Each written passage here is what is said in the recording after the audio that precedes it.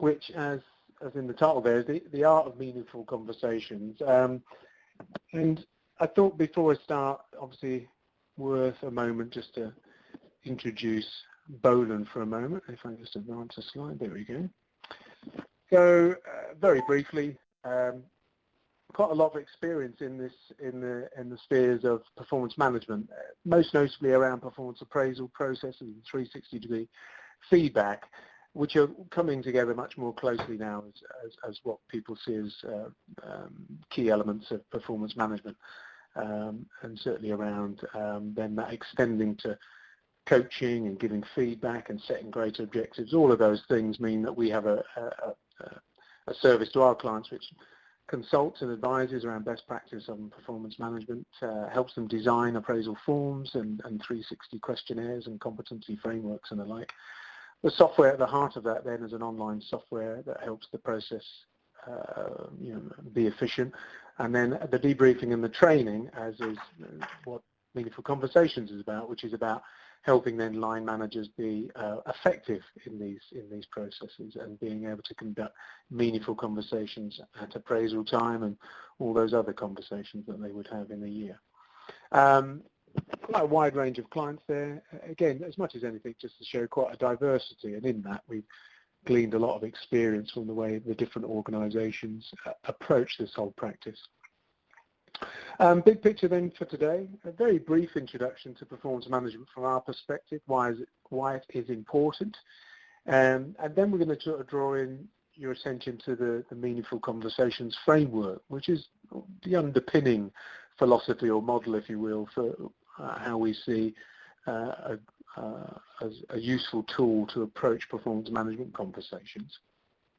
And then we'll just look then again briefly at some of the core communication skills and some of the mindset that might be at play to support someone trying to conduct meaningful conversations, with some reflection for yourselves individually then as to where you are in the model, and maybe just as an immediate sort of takeaway, some sense of, through reflection, what changes you might make in your own approach. I know that we push for time. Sometimes we have a poll which kind of draws in where people are coming from into this session, whether they're line managers looking to improve their own skills, or whether they're HR, L&D professionals actually seeking to build the capability and confidence of line managers in their business. But in whatever place you are, then you can look at this model and use it individually, or consider it as to culturally maybe where your organisation fits. So let's quickly look at performance management as a practice, as a process, and I wanted to just step back and say, why do we have it? And we drew some bullet points from a CIPD report, which was around sustainable organisational performance, and it was seeking to find out and answer the question of what really made the difference to those organisations that had longevity and success over time and those that didn't. And the key thing that they found in that was it was around engagement, employee engagement. And again, that's a term that's much bandied around and understood to varying degrees. Critically, though, it was employee engagement as underpinned by that relationship between the line manager and direct report. It's the relationship and the communication between those people, those individuals. And it was recognising that engagement would suffer, and hence organisational performance would suffer, if that communication and the relationships weren't optimised, if there was poor communication, if the relationships weren't attended to well enough. And of course then that fourth bullet point says that, well, performance management is really the main vehicle by which managers communicate with employees. It's how they set out what's required, how they can seek to give feedback on how well they're achieving job objectives and going about their activities. And of course then, so if it didn't happen, if performance management wasn't taking place, there was just that lack of communication, lack of clarity, lack of motivation amongst employees. So they really are a prime opportunity to provide that performance feedback and developmental feedback, and critically to have two-way conversations and transparent relationships. And it's from those latter two that I think we need to draw our attention. The idea that we have two-way communication when we set objectives, when we give feedback, it's a dialogue, when we coach and when we conduct appraisals. All of those individual conversations are the fundamental building blocks of a robust performance management process.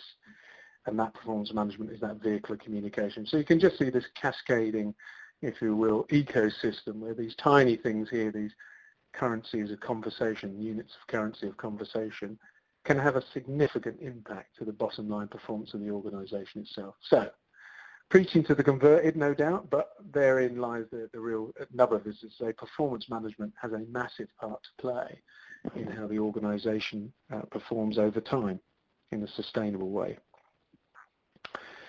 So performance management then, this series of two-way conversations, and really we go at it this way to demystify it in many regards and just say, look, that is all it is. It's a series of cyclical two-way conversations over the course of the year, but each has a very defined purpose, and that's the starting point for us, is to say, well, what is their purpose? So you can see here, this slide here, we've set out some working definitions, and I'm sure if we had time, sometimes as an exercise, we throw this open to the group to say, look, what do you think the purposes of these conversations are? And you probably arrive much at these kind of definitions, maybe some tweaks to these, but they serve us well here. Goal setting is about that clarity, expectations of activity and performance. Feedback's very neutrally trying to describe the gap between desired performance and actual performance, and getting good at doing that. Coaching then is often where a line manager can help someone bridge that gap, and it's a distinct conversation where someone's trying to clear the way for someone so that they can make better decisions and think about how they can improve their performance. The review, the appraisal, is that end of year moment, maybe an interim moment as well, where someone has opportunity to reflect and learn. So there's a key purpose there as well. And then the behavioural feedback debrief, or 360 debrief as we would often term it, being drawn ever more so into the appraisal process now, is one about raising self-awareness so that that person can develop. So that's the starting point for meaningful conversations, that you have to have a conversation that has a clear purpose, which is delivered on. So our definition of a meaningful conversation starts thus. So we say it's one which delivers against its stated purpose. So if it's setting objectives, it provides that clarity. If it's giving feedback, it accurately and clearly describes the gap between desired and actual, and so on. But what we realise is, of course, that isn't enough. It isn't enough for an individual to be able to deliver on the purpose of that conversation. It is still very much about how they go about it. And how they go about it is very much about how they go about interacting with the individual in front of them. So in our minds, a meaningful conversation is one which A, delivers on the stated purpose clearly, and B, builds and preserves trust in the relationship between the individual and the line manager. And that's coming about through how that line manager conducts themselves in the conversation. And we're using trust as a kind of shorthand indicator for the, if you want, the quality of the relationship between the line manager and the individual. So I may have lost connectivity within the meeting room, so forgive me if I can't advance the slide, but I will do so as soon as it comes back on, which it looks like it has. So what we're able to do with that definition is build a framework, a meaningful conversation framework, a very simple model, 4-box model. And we can set out those two dimensions as axes for this 4-box model. On the x-axis there, you can see that clear purpose at one end, so you deliver on the purpose of the conversation. At the other end, you can see it's unclear purpose, it's left vague. It's left with the person not quite knowing what they're meant to do as a consequence of that conversation. Conversely, you've got then on the y-axis the dimension of trust. And so we can have a relationship with the individual which is low trust, or can conduct ourselves in a way which takes us down that axis towards a relationship which has low trust status. or we can move towards a relationship which is has a high trust quality to it. There's a great relationship at play between both individuals. And so we very clearly sort of create this simple model and can recognise then different conversations at play. For sake of time, I'm going to sort of introduce the labels that we gave to these, and then I'm going to have an exercise which is then for us as a group just to flesh these out a little. Because the model starts to become useful, actually genuinely useful in a practical sense, when we understand what the different conversations sound like and look like and feel like. And once we do that, then we can start to think how we might sort of move from one type of conversation to the other. Let's just, so let me just introduce that. So if I go through these one at a time and then I'll throw the labels up. But so we can see here the nirvana state, if you want, the sort of the one we're aiming for, which is one where there is high trust. The relationship is of a high quality, and the conversation is delivered in a way where there's absolute clarity. And so that's our meaningful conversation, that magenta square there in the top right is the meaningful conversation. By contrast, if we draw ourselves down the y-axis to a conversation where still clear purpose, but the relationship takes a bit of a hit. The way the line manager perhaps, or that conversation is conducted between the two people, the relationship isn't built up, but takes a hit, is chipped away at. And so we can have a low trust relationship. Absolute clarity of purpose with regards to what the conversation's sought to achieve. So the feedback can be given, but perhaps is given in a way which is rather sharp or blunt and leaves the other person feeling somewhat undermined, for example. If you go then diametrically opposite up to the sky blue of top left, then again you have something in contrast to that whereby the relationship's great. You know, it's a classic, Tim's a great guy, but I've not a clue what to do next. So the conversation doesn't deliver on what it was seeking to do. Feedback's not given with clarity. The objectives are left vague and fluffy. But it's a perfectly nice, warm conversation between both parties. And then, of course, that dark place in the bottom left is the one that we try to avoid at all costs, which is neither dimension being attended to. So neither the purpose nor the relationship is thought about, and so you have a conversation there which has really gone off the rails. So the labels that we sought to give these were just high-level R labels to say, what do we think is going on here? And you can see there that the golden state, the golden square, is that's the meaningful conversation. Both dimensions are attended to. As individuals, we seek to deliver with absolute clarity whilst thinking about the relationship.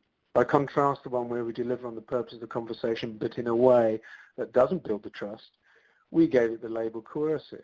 And it was to give a sense of it being quite one way, perhaps, that one person's agenda was being served, but maybe not the other person's. By contrast, the sky blue one then is friendly chat. It was really to get the sense of it's a lovely, warm, nice conversation that's being had, but chat gives that sense of it not being formal enough and structured enough so that the purpose gets lost. And some of those conversations, of course, are perfectly fine. You know, the water cooler conversations or the coffee machine conversations, but not in the context of performance management. Every conversation in performance management should have a purpose, and you're looking to serve that purpose. And of course then meaningless, didn't take us too long to think of the counter label to meaningful. Liz, I don't know if this might be a moment you might be able to help me just lay out 4 chat boxes to recreate this, or I will do that. Do you want to give that a go? Yeah. Just while I lead into that. And maybe if I lead into that,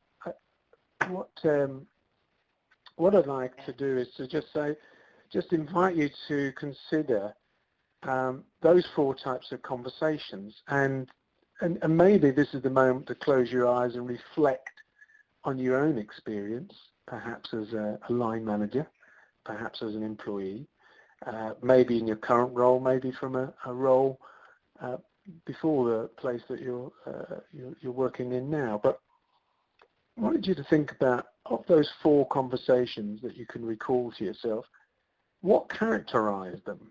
So what were the behaviours that were seen in those conversations? How were people acting in those conversations? What was being said? What kind of language was being used? What was the tone of those conversations? And what was being felt in those conversations? What were the feelings both in the conversations and as a result of the conversations?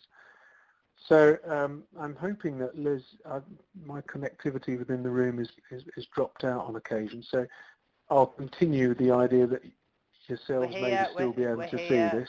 We are just about there, So, I think. Just about there? Yeah. So we're going to recreate the 4-box model, in effect, just with 4 simple that? chat boxes.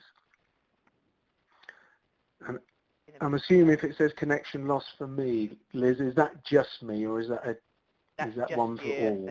That is just me, is it? Okay. Yeah, I mean, you might want to ask everybody. Okay. So assuming it's just me, let me just invite then people to say, okay, brilliant. Thanks, Liz. I can see now the chat box is there. So what I'd like you to do is fairly self-explanatory, but just start to type into those boxes. Let's flesh out the model and start to consider what would you see in these types of conversation? What would you hear? And what would you feel in those conversations and as a result of those conversations? And just start to flesh those out. And I know we're just going to get a whole stream of words now, stream of consciousness in friendly chat, and there we go. Katrina's led the way there with nice smiles, warm, easy, but nothing taken away from it. Carol, relaxed, absolutely. By contrast, coercive there, Sophie's led off there with defensive behaviour, very much so. Both parties taking a position there that maybe where they're trying to defend their own agenda or what they feel the conversation needs to achieve. Meaningful, Francis there, clear objectives, open, real conversation. Yeah, I suppose real, Francis, you mean in that way of, maybe Louise has caught it there, two-way, just two grown adults coming together, having a conversation. Yeah, it's real. It's, there you go, consultative from Glenda, gives a sense of it being a dialogue rather than a monologue. Excellent, this is great. So just start to, what I'd invite you to do is just start to type in those. Forgive me if I don't pick up all of the things that are coming through, but take a moment as well to see what's coming through, because you're starting to see something of people's own experience starting to maybe echo your own or maybe add to what you've already been thinking. Let me pick up some friendly chat. Sean, chatty but a nice not necessary. Yeah, could be something that's perfectly fine as a conversation, but as you say, might be one to have around the water cooler rather than in the context of performance management. Comfortable, Sophie. Keith, chit-chat, social. Sociable chat is one of those things. Fluffy is a word often used. Unsure of the point. Yeah, there's a vagueness to it. Coming down to meaningless, not listening, told not asked, pointless, gets nowhere, demotivating, Katrina. Kathy, waste of time. Absolutely. This is quite toxic down here. Can be feelings of anxiety, irritation, tension, and it really is a waste of time.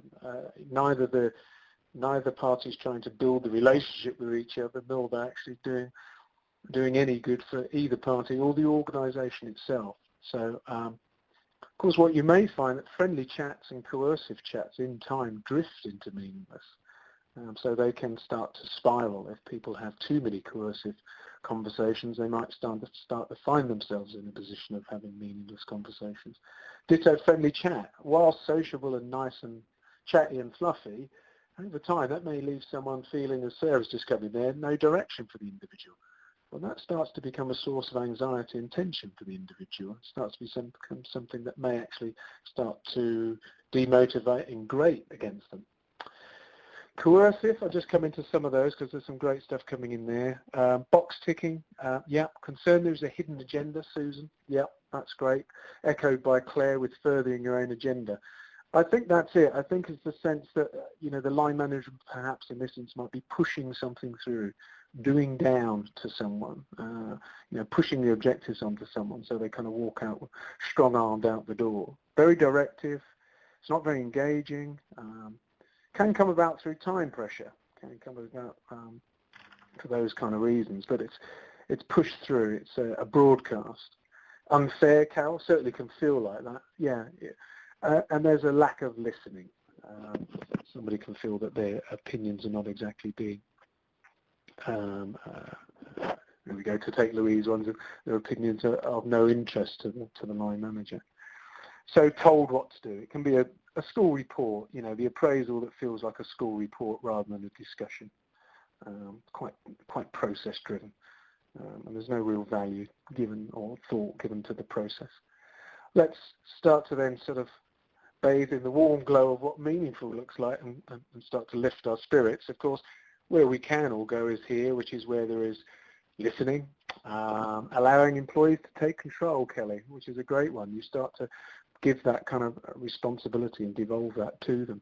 Satisfying, Sophie. Yeah, there is a real sense of satisfaction as one steps out of that. Both people feel that was a worthwhile conversation that has yielded some benefit and is constructive. Sense of moving forward from Sean, being recognised. Yep, recognition, praise, validation, all key senses of that. Things have been discussed. It's been two-way. There's been rapport. Open questions, Kelly. Effective listening. Listening is a real key one. The questions, the quality of your questions and the quality of your listening is flip sides to that same coin are the real key skills that you can bring to bear to these conversations. Ask a question, sit back, don't fill the silence and listen. Real value in that for people being given that space to think and to talk. Great stuff. Some really lovely things coming through. And again, as I say, I do invite you to just read some of the things coming through because they're weaving in nicely to build quite a rich picture of these types of conversations. How they, as I say, how they sound, how they look, how they feel. Great. Shall I go back to the slides then now, John? Yeah, I think so. I think people are getting the idea. And again, almost as sort of lead back into the model, just that moment to maybe to reflect as to maybe where you find yourself more often than not. This may not be something to particularly share. I think Liz is going to throw us back into the slides. But to make this useful, we've done the first step, which is really to recognise the conversations, to flesh them out enough so that we can become attuned to them and realise when they're happening in front of us, feeling some of those feelings, recognising what's happening in front of us. So if we find ourselves in friendly chat or coercive because we're starting to see the signals or the characteristics that we've just typed into those boxes, well, that's the first step of it being useful, is to catch yourself and go, okay, this is becoming coercive. I'm talking too much, for example, so I can start to tweak and adjust and modify my approach to make it more likely that I can start to move towards meaningful. So I suppose the final encouragement here, just before I move into the next part of it, is to say, where are you? Where are you in that model? Where do you find yourself? More often than not, I suspect that with different people and at different times, you found yourself in all of those boxes, maybe sometimes in the same conversation. But just to check in with yourself and personal reflection to think, where am I most often? And as you do that, then the next obvious question is to say, why? What's holding me there? What's meaning I'm sat more in friendly chat more often than I would like? Is it my lack of preparation sometimes? Do I not think about the structure so that I can deliver on the purpose of the conversation? Maybe I am slightly cautious of wanting to be too much of a friend to the individual rather than a line manager. I suspect similar things to how we might sometimes be as parents. We want to be parents sometimes rather than friends, and we want to be line managers rather than friends. We need to be able to strike that balance correctly. Could it, if we're in coercive, maybe it is that we kind of feel we're recognising we're just caught in a place where we don't give enough time over to them, so we feel quite pressured, and we push the conversation, and we don't give it enough space or time. Those things can draw us down into coercive. So first thing, recognise what those conversations are like, recognise where you maybe find yourself more often, and then recognise why that is the case. And then, of course, the last question in this regard is to say, so what could you do? What are some of the things that you could do to help you move through the model and make it more likely that you can have a meaningful conversation? Let me just move through. So that's a first step. if I just come back, actually, if I just come back there we go. I'm just going to stop sharing for a minute. I'm going to try this. I'm going to go to the whiteboard. Liz, you may recall this. I'm going to see if this works okay. We did it last time. I'm going to just try this. Can everybody see that? Okay, Liz, can you see this okay? Just as a reference point for me. Yes, I can see that all Yeah, right, John. fantastic. Yeah, So look, just before I lead into this exercise, I'd just like to say, if you've seen it before, please keep it to yourself. As I ask this question and just pose this, again, if you know the answer or come to an answer, again, keep it to yourself, but maybe just put in the chat box to say, got it, yep, I think I have an answer, okay? So sharing, it is a whiteboard I've just thrown up. I'm going to do an exercise in one moment and just to share this with you. And then I'm just going to say this. This is a lead-in, I think, to meaningful conversation. So let me just try this again. If you've seen it before, please keep it yourself. Let me just clear that. Undo that. Let me go. I need my pen. There we go. So if you've seen it before, keep it yourself. And if you've got the answer, again, just keep it yourself, but maybe just give me a nod, a little acknowledgement in the... there we go. You might want to write smaller there, John, because I'm not sure how big everybody will see that. Yeah, okay, let me do that. Let me do that. Let me try it again. Smaller. Here we go. Yeah. Here we go. There we go. I'm going to go smaller. There we go. Like that. Look at this. I tell you what, Picasso, nothing on me. So, easy on a flip chart, but we're making best of it. So, the question is, or the poser is to say, look, I'd like you to add one line to this and make it equal 6. Okay? Just one line and make it equal 6. If you think you have an answer, don't put it into the chat box. Just do say, got it, seen it, yeah, get it. Something to acknowledge perhaps that you think you have an answer there, and then I'll just share it in a moment and we'll move through. So I'll just give this 20 seconds or so. But if you think you've got it, just do type in and just give me a nod. Sean, got it. Kelly, I got it, I think. Got it. I'll give it another 10 seconds. And there we go. A few people, no doubt, tilting their heads one way and the other, looking at this very intently. Okay, now we've got a ditto Kelly, which is a got it, I think. With 5, 4, got it, maybe. They sat down from You'll 6. be pleased with yourselves in a moment, no doubt. So let me just try this here. So add one line and make this equal 6.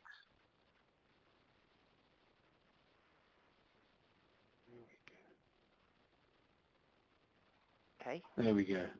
Carol, Katrina, and Kelly. Was that what you thought? And I guess the others, you're pretty. That's pretty much what you'd see. And for the ones who didn't see that, I ha-has, laughs, groans. Feel free to share those. So what's this about? How does this tie into meaningful conversations? Very simply, this is something about your beliefs. And no doubt that you believe this to be Roman numerals, I think would be fair to say, for the most part. So what you saw, what you believed it to be, very much dictated what you were doing. Your mental gymnastics, you started to think, okay, well, Roman numerals is a 9 there, so a 6 is a V and an I, and I'll slice it that way, or I'll take that off of there and put it over there. And very much what you were seeing, affecting what you were doing, and ultimately affecting the results that you were getting. I'm writing a bit big there, but you can see there what I'm basically trying to say is, and around you went. So with that belief and assumption of it being Roman numerals, it affected what you did and was affecting the results that you got. And it was only when you entertained the idea that it could be maybe something other than Roman numerals, a different belief or assumption, you were able to do something different and get a different result. So if we come back in, I'm going to come back into the... Can you bring the slides back up for me, please, Liz? Sorry, I've closed the whiteboard. But that's the key thing. We've kind of worked out what we need, that we want meaningful conversations. So we know that's what we want to get. So that's fine, and we know what we need to do. We started to flesh out in that model. Well, we need to listen, and we need to question, and we need to build rapport, and we need to engage in two-way dialogue. So we're very conscious of what we need to do and what we want to get. But we're saying it starts with the beliefs that you hold. And it's this idea of, in our mind, to say, look, just be careful of the beliefs that you carry into a conversation. If you believe that the individual sat in front of you, for example, is shirking their responsibility or has a poor attitude to work or doesn't care about what they do, it will undoubtedly affect the way you go into that conversation. That belief and assumption will affect what you do and ultimately affect something, the result you get. In this instance, more likely drag you away from the possibilities of having a meaningful conversation, more likely perhaps to push a coercive conversation into play. So the conversations, the beliefs that you hold are very important, and they're worth just checking in with yourself and seeing if your assumptions or beliefs might hold, or at least to challenge them, or try these on. So people want to do a good job. 99% of the time, most people are coming in to do the very best they can. So hold them in positive regard. See where that takes you. Everyone has their own frame of reference, and they have choice and make decisions based upon the options they see. Fundamentally, we're saying, look, people see things differently to you. You might see 5 options in a given scenario that you might have approached. They only have 2. And as line managers, we're often helping people see more options. And so rather than say, I wonder why the hell they did that, why didn't they do it this way? Invite questions. Invite them to share why they went that way. What were the options they saw? How did they arrive at their decision? So the beliefs that they operate in a different way to you, and the beliefs that they're desperately trying to do the best job they can really put you in a place whereby you can come at these conversations differently. And it's a great starting point for you. People are capable of change as well. That invites you to coach. It invites you to coach rather than direct. If you think they're resourceful and capable of change and have their own solutions, it invites you to go a different way and more likely to go towards a meaningful conversation.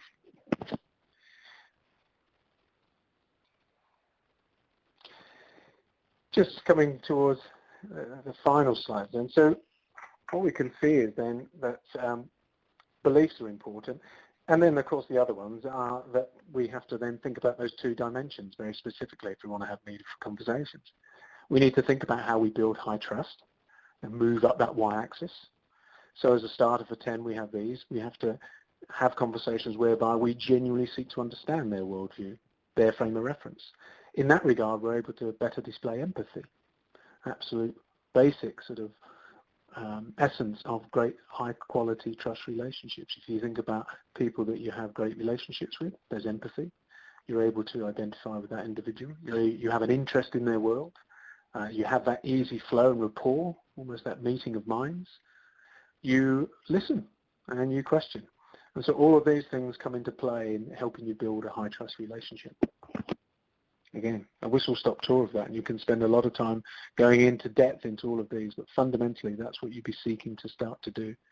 Find a way to have conversations where you can display these behaviours. On the y-axis, of course, we're all about delivering on the purpose. So how do we ensure we deliver a setting objectives conversation which has clarity? How do we give feedback which actually describes very succinctly and clearly the difference between desired performance and actual performance, etc., etc.? So we need to be clear as to what the purpose of the conversation needs to achieve before we go into it. We need then to prepare thoroughly in terms of then the content and the structure to serve that purpose. And finally, we need to follow a process which leads to that desired outcome. And the process very often is driven by just some great questions. They're questions that help someone get to that end purpose. So that refrain of purpose, preparation and process can serve you well, whatever is the conversation, whether it's setting objectives, giving feedback, coaching, appraisal, or 360 feedback debriefs. Be clear as to what that conversation needs to achieve. Have that preparation, and then follow a simple process. And again, there's all manner of models and processes that you might follow. SMART objectives, for example, can be a good template and process to lead you through that kind of conversation. Feedback can follow different models as well that I'm sure many of you will be familiar with. So the process, there's a lot of flexibility there, and this is really just a call to arms to say, look, but get clarity on purpose, give time and attention to the preparation, and then follow a decent process that will help you get there. All the while going about that conversation in a way which engenders trust and builds that relationship. Again, I'm conscious of time, Liz, and I want to leave a little bit of time for you to come to wrap up, and invite some questions maybe. But hopefully that's been a useful introduction to meaningful conversations. Obviously, if you'd like to know more about how we help organisations embed these into their performance management practice and help build that the capabilities and confidence of line managers to have them, then naturally be delighted to hear from you, and happy to pick up questions offline and outside of this session, as well as any that you might have now that you're happy to have sort of out there in the wider group. Liz, shall I come back to you? Yeah, you can do. You've got a few statements there that people have sort of put some ideas up there, which are quite interesting. In the like chat? Carol's. Yeah, don't place your own Carol, values in other people's feelings, opinions or beliefs, which I really like. That's really good. It is. Fundamentally, nothing is intellectually difficult to grasp in the model that we put forward there. I think most people, no doubt, would nod sort of enthusiastically with that and go, yeah, I get it. And it really is just a sort of a call to ourselves just to think about that, have that framework as a backdrop maybe as we come into the conversations. And of course, it holds for any conversation outside of performance management and beyond. But you're seeking to achieve some outcome, some action, something on the part of the other person perhaps. Could be any number of things, and it's just considering how you go about them. That's the real value. Wait for some questions coming through, but I've got one, and it's been a webinar potential topic that I'm sort of looking to build in, which I'll speak to you after about as well, John. But do you have any tips for managing remote workers and meaningful conversations? Because it seems to be sort of, obviously it's a growing area, especially at the moment, and sort of wondering how we can sort of incorporate better conversations over the phone rather than, or is it the parallels still stick true? I think the concept and the underlying principles still hold. Funny enough, we're conducting many 360 programs for clients that have overseas offices and are quite global in nature, and so many of the 360 debriefs are conducted virtually, remotely. But you can certainly think about the process or the purpose, delivering on the purpose, know what the remit of the conversation is, know what the boundaries of the conversation are and what you need to achieve in that conversation. And in fact, in remote conversations by phone, I think sometimes it can be easier because you have that absolute focus on the language, the words almost, back and forth. So staying tight to the purpose of the conversation. But the idea of preparing for it effectively and appropriately still holds. And I think a process to give you the structure still holds as well, probably more so, as I say, in a telephone one. So I think the concept holds. And of course, you might argue that it's slightly more difficult to maybe sort of build that trust in a remote conversation. And I'd argue that that's true. I think you just have to still try to not fill the silence, I think. It's still be able to give that person space to think and sit back and allow radio silence and static to sit between you before you move forward. So I think it holds pretty well. So, yeah. You've got some brilliant, thanks John. We'll probably sort of explore that in a little bit more detail then. There's quite a few feedbacks coming up there, 360-degree feedback, people looking for information. I've put the web link to the previous webinar on that one for you as well. So that helps. Some few people mentioned coaching. We're doing a coaching one next week actually, Sarah, so I'll put the link up for that. But that's brilliant, John. Lots of useful information there, and hopefully everybody will agree. Your contact details are there, aren't they? So I will put an email through to everybody by the end of the month, by the end of the week with regards, and I'll put those contact details on for everybody as well. That'd be good. And just to let you know that we have got a couple of webinars coming up very, very soon. We've got one tomorrow on the redundancy in the law, and then we've got next week we're doing it on coaching and the impact on 360-degree reviews. So be interested to know what you take on that. Yes, John, I was going to say, it could be quite useful for everybody. Yeah, so join us, everybody, next week. That'll be fabulous. And I really appreciate all your patience earlier when it came down to having to move rooms. So thank you, and I'm so glad we managed to get through it. So thank you, everybody, and thank you, John. Very useful. Lovely. Thank you, Liz, and thanks for all your comments from people there. Appreciate everyone's very interest. useful. Thank you. Lovely. And we'll speak in a bit, John. I'll give you a ring. Thank you, everybody. Cheers. Bye-bye. Bye-bye.